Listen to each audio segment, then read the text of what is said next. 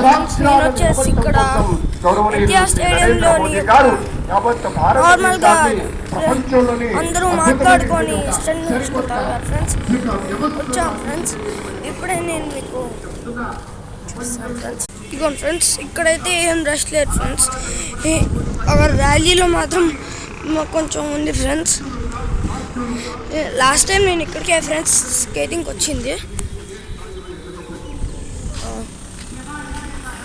ఇప్పుడు మనం ఇక్కడ ప్లే ఎక్సర్సైజ్ తీసుకొస్తున్నాం ఫ్రెండ్స్.